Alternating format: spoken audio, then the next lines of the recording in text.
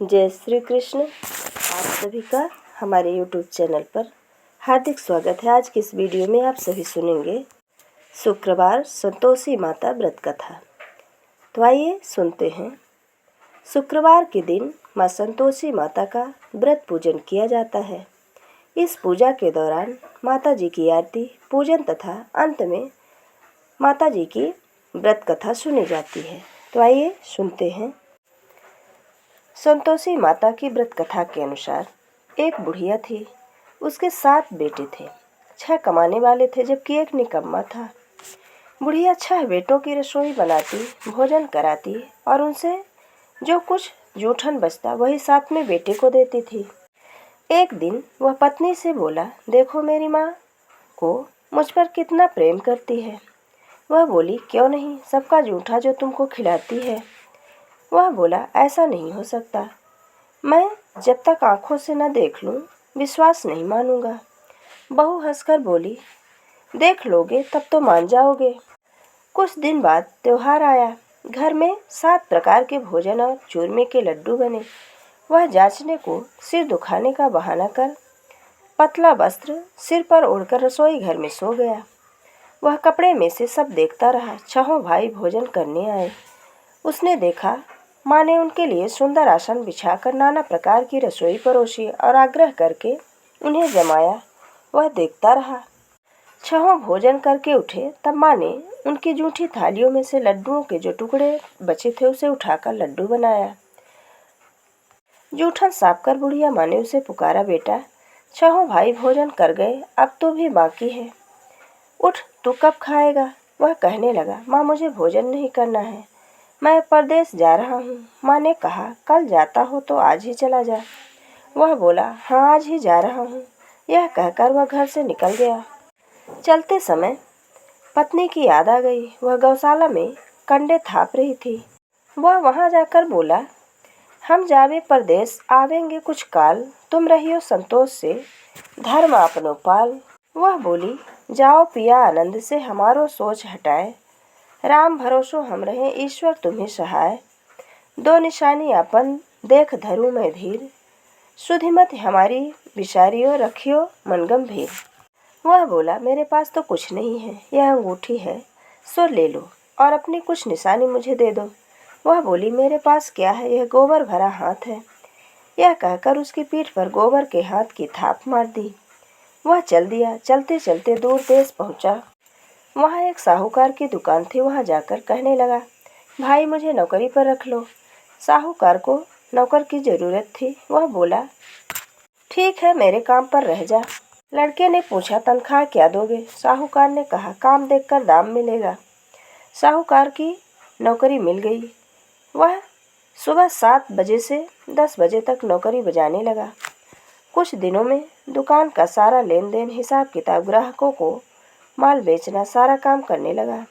साहूकार के 7-8 नौकर थे। वे सब चक्कर खाने लगे। यह तो बहुत होशियार बन गया। सेठ ने भी काम देखा और 3 महीने में ही उसे आधे मुनाफे का हिस्सेदार बना लिया।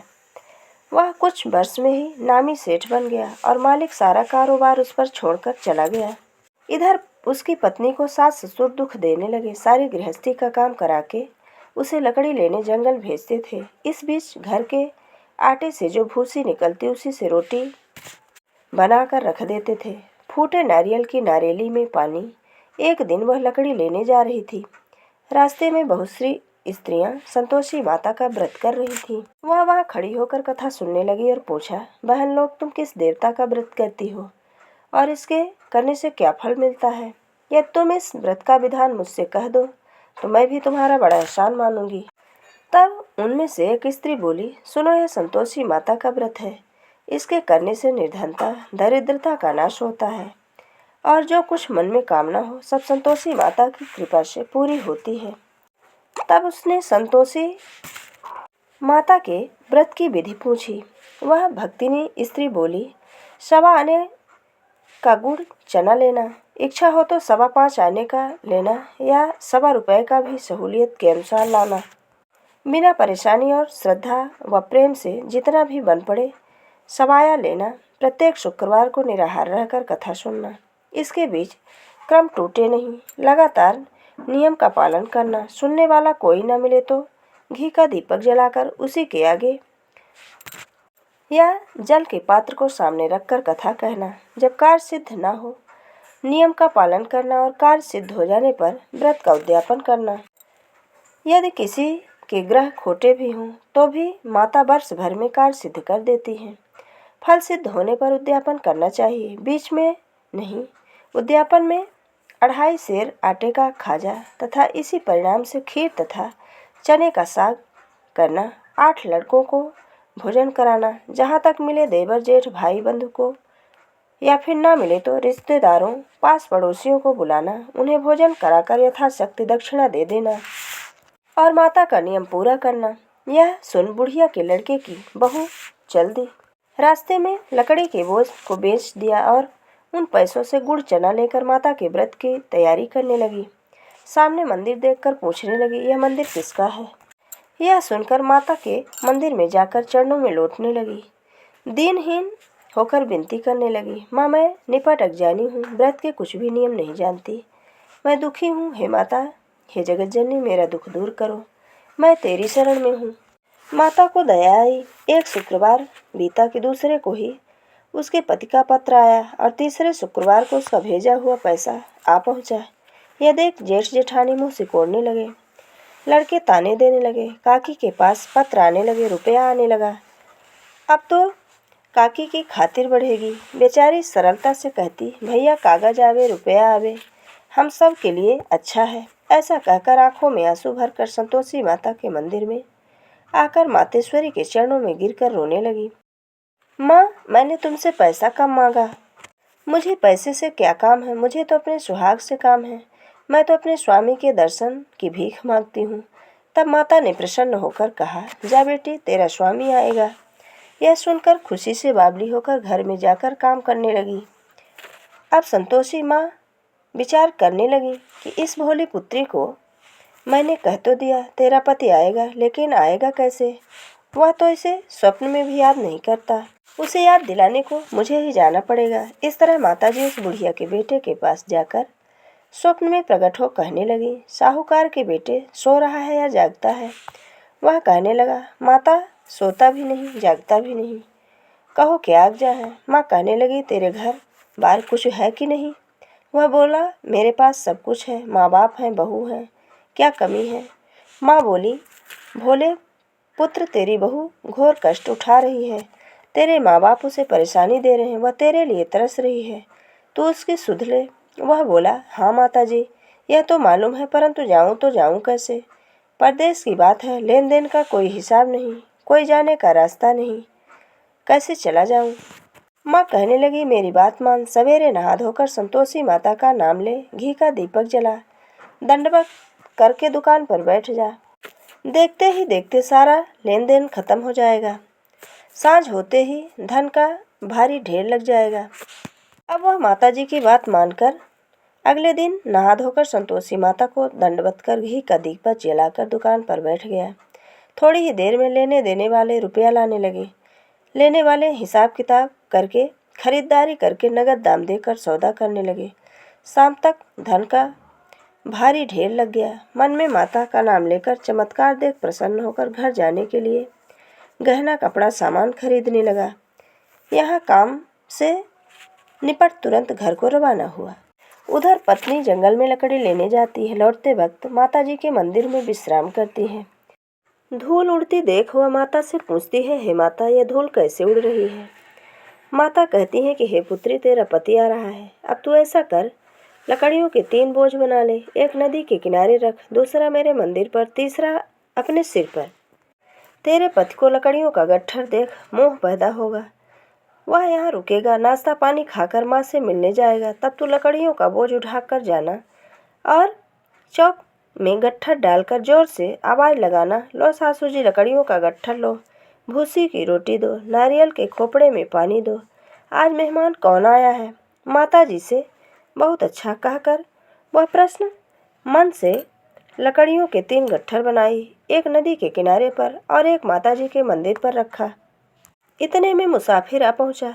सूखी लकड़ी देख उसकी इच्छा हुई कि हम यहीं पर विश्राम करें और भोजन बनाकर खा पी कर गाँव जाएं। इसी तरह रुककर भोजन बना विश्राम करके गांव को गया। सबसे प्रेम से मिला। उसी समय सिर पर लकड़ी का गट्ठल लिए वह उतावली सी आती है। लकड़ियों का भारी बोझ आंगन में डालकर जोर से आवाज़ देती है, लो सासू जी, लकड़ियों का गट्ठल लो, भूसी की रोटी दो, आज मेहमान कौन आया है। यह सुनकर उसकी सास बाहर आकर अपने दिए हुए कष्टों को भुलाने हेतु कहती है, बहू ऐसा क्यों कहती है, तेरा मालिक ही तो आया है, आ बैठ, मीठा भात खा, भोजन कर, कपड़े गहने पहन। उसकी आवाज़ सुनकर उसका पति बाहर आता है। अंगूठी देख व्याकुल हो जाता है। माँ से पूछता है, माँ यह कौन है। माँ बोली, बेटा यह तेरी बहू है। जब से तू गया है तब से सारे गांव भर में भटकती फिरती है, घर का कामकाज कुछ करती नहीं, चार पहरा कर खा जाती है। वह बोला, ठीक है माँ, मैंने इसे भी देखा है और तुम्हें भी, अब दूसरे घर की ताली दो, इसमें रहूँगा। माँ बोली, ठीक है, जैसी तेरी मर्जी। तब वह दूसरे मकान की तीसरी मंजिल का कमरा खोल कर सारा सामान जमाया। एक दिन में राजा के महल जैसा ठाट बाट बन गया। अब क्या था, बहू सुख भोगने लगी। इतने में शुक्रवार आया। उसने पति से कहा, मुझे संतोषी माता के व्रत का उद्यापन करना है। पति बोला, खुशी से कर लो। वह उद्यापन की तैयारी करने लगी। जेठानी के लड़कों का भोजन के लिए कहने गई। उन्होंने मंजूर किया, परंतु पीछे से जेठानी ने अपने बच्चों को सिखाया भोजन के समय खटाई मांगना, जिससे उसका उद्यापन अधूरा हो जाए। उद्यापन के दिन बालकों ने अपनी माता के सिखाए अनुसार भोजन में खटाई का प्रयोग किया, जिससे बहू पर माताजी ने कोप किया। राजा के दूत उसके पति को पकड़ कर ले गए। जेठ जेठानी मन में वचन कहने लगे, लूट लूट कर धन इकट्ठा कर लाया है, अब सब मालूम पड़ जाएगा। जब जेल की मार खाएगा तो बहू से यह सहन नहीं हुआ। रोती रोती माता जी के मंदिर गई और कहने लगी, माता तुमने क्या किया। हंसकर भक्तों को रुलाने लगी। माता बोली, बेटी तूने उद्यापन करके मेरा व्रत भंग किया है। वह कहने लगी, माता मैंने कुछ अपराध नहीं किया, मैंने तो भूल से लड़कों को पैसे दिए थे, मुझे क्षमा करो, मैं फिर तुम्हारा उद्यापन करूँगी। माँ बोली, अब भूल मत करना। वह कहती है, अब भूल नहीं होगी। अब बतलाओ वे कैसे आवेंगे। माता बोली, जा पुत्री, तेरा पति तुझे रास्ते में मिलेगा। वह निकली, राह में पति आता मिला। वह पूछी, कहाँ गए थे। वह कहने लगा, इतना धन जो कमाया है उसका टैक्स राजा ने मांगा था, वह भरने गया था। वह प्रसन्न होकर बोली, भला हुआ, अब घर को चलो। कुछ दिन बाद फिर शुक्रवार आया। अगले शुक्रवार वह फिर से व्रत के उद्यापन के लिए जेठ के लड़कों को आमंत्रित करने गई। जेठानी ने एक दो बातें सुनाई और सब लड़कों को सिखाने लगी, तुम सब लोग फिर से खटाई मांगना और खाना। इस बार उसने जेठानी के लड़कों को बोल दिया था कि भोजन में खटाई नहीं मिलेगी, इच्छा हो तो भोजन करने आओ, नहीं तो मत आना। उसने ब्राह्मण के बालकों को बुलाकर उनको भोजन कराया और यथाशक्ति दक्षिणा दी। संतोषी माता प्रसन्न हुई। माता की कृपा से 9वें महीने में ही उसे चंद्रमा के समान एक सुंदर पुत्र प्राप्त हुआ।